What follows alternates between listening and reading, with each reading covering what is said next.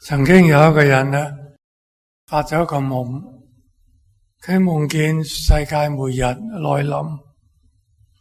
咁當時呢，喺個夢裏邊，佢見到千千萬萬嘅人喺一個好大嘅廣場嗰度，對住坐喺寶座上嘅天主。天主預備呢係審判每一個人。嗰啲人當中，有啲人好驚，有啲人好嬲。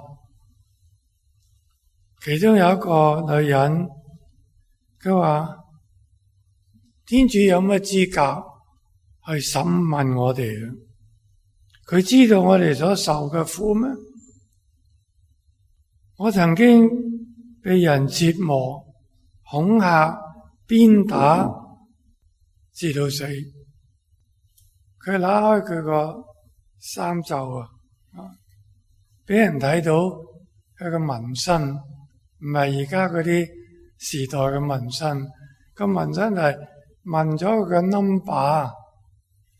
喺集中營當中，每一個囚犯咧都有個 number 咧，搭咗落佢個肉嗰度。你睇下，呢個就我個 number 啦。幾大嘅痛苦，呢啲痛苦天主知道咩？所以佢冇資格嚟審我嘅。跟住有一個黑人，佢係拉佢個衫領，俾人睇到咧，有啲俾啲繩咧係索過嘅嗰啲痕跡喺度。呢啲係咩嚟㗎？佢話：我喺隻船嗰度做奴隸，隻船拋嚟拋去，我哋都幾乎焗到暈咁滯。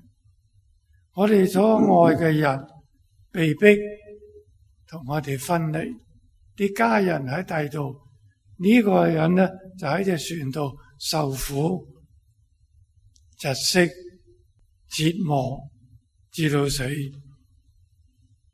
跟住有個細路女，佢話私生女唔合法。佢話啲人呢，因為我係私生女，所以歧視我，喺我額頭嗰度揦咗喺度私生女。你話我幾咁難過？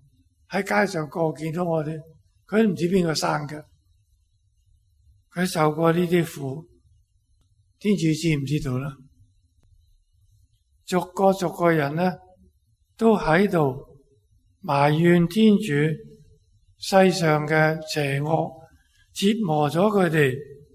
喺個世上裏邊，佢哋受到好多嘅不同嘅苦難，而天主呢就好幸福，喺天堂上邊嘆世界，佢唔使受苦，佢唔使流眼淚。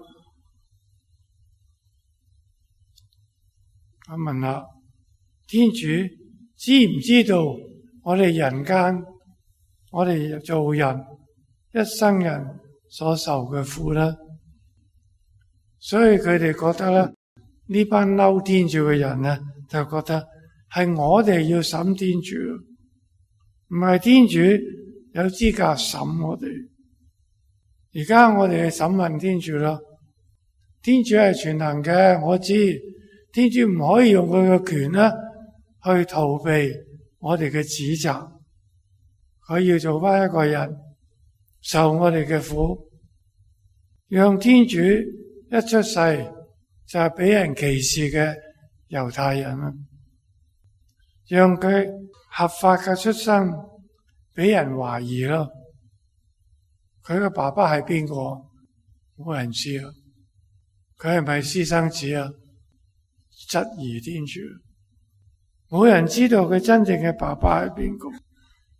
天主要好似我哋咁工作，好辛苦咁工作，讓天主去被最心愛嘅人出賣，因為我哋喺世上都俾人出賣過，讓佢俾人哋誣告，被嗰啲有偏見嘅陪審團未審先判，嗰個膽小嘅法官定佢嘅罪，判佢死刑，最後要俾人睇到佢係獨自一個人去世嘅，冇人喺佢身邊，冇人安慰佢嘅，冇人同情佢嘅，只有人喺度折磨、嘲笑、鞭打佢，直至到佢死為止，仲要肯定佢真係死咗，唔係詐死，係真係死咗。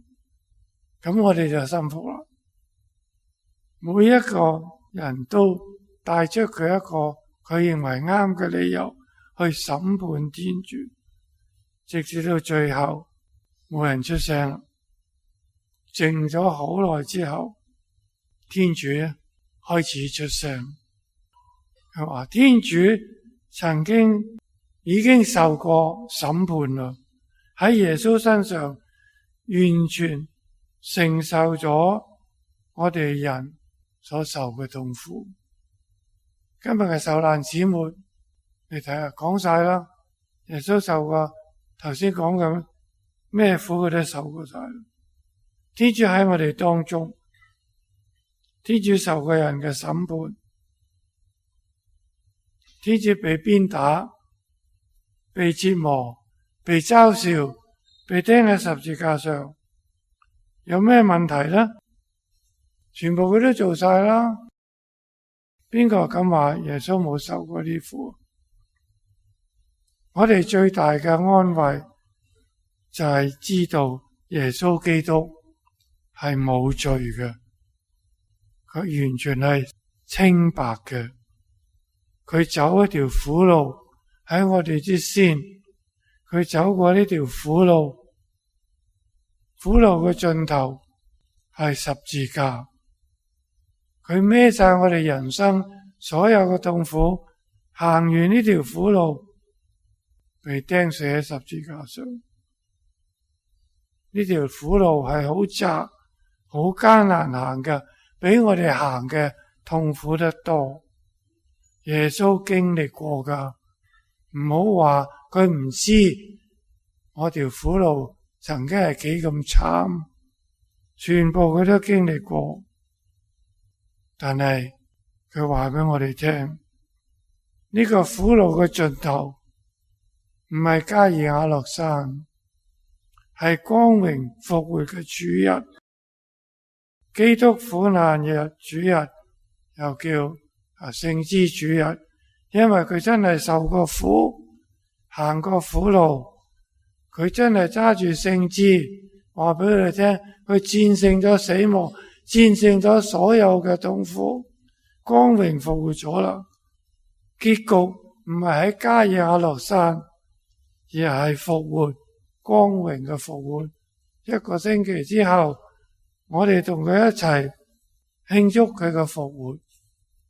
所以而家我哋唔應該再埋怨天主俾咩嘢苦我哋受，都唔應該埋怨。你嘅苦唔大得過佢嘅苦。所以與其去埋怨，不如求天主俾啲力量我哋去面對，去克服我哋人生嘅痛苦。